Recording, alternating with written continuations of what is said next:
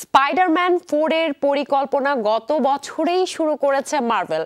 Home trilogy গল্প শেষ হয়েছে, তাই টম হল্যান্ডকে নিয়েই তৈরি হবে নতুন স্পাইডারম্যান ট্রিলজি। সিনেমাটিকে পরিচালনা করবেন তা নিয়ে ভক্তদের কৌতূহল ছিল। অবশেষে জানা গেল পরিচালকের নাম।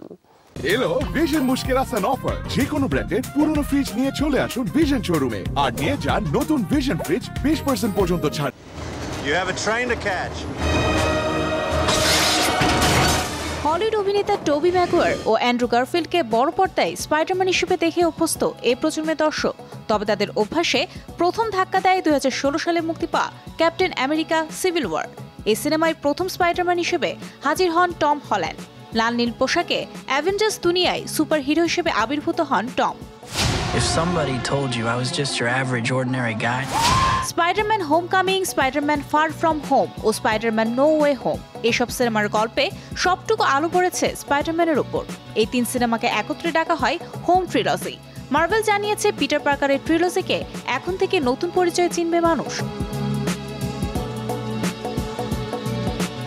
মার্ভেল পরিকল্পনা করছে স্পাইডারম্যান নিয়ে আরেকটি ট্রিলজি বানানোর। হোম ট্রিলজি গল্প শেষ হয়েছে, তাই টম হল্যান্ডকে নিয়ে তৈরি হবে নতুন স্পাইডারম্যান ট্রিলজি। তার নাম কি হবে তা এখনো জানা না গেলেও জানা যায় স্পাইডারম্যান 4 এর পরিকল্পনা এরই মধ্যে শুরু করেছে মার্ভেল। এটি হবে আরো বড় আকারে। আগামী বছরের প্রথম থেকেই শুরু হবে স্পাইডারম্যান 4 এর শুটিং। এবারও টম হল্যান্ড এবং জেন্ডায়া থাকছেন। চতুর্থ কিস্তি পরিচালনা করবেন Shang Chi and the legend of the 10 rings নির্মাতা ডেস্টিন ড্যানিয়েল ক্রেটন। এতদিন এই ফ্র্যাঞ্চাইজি পরিচালনা করেছেন জন ওয়ার্স।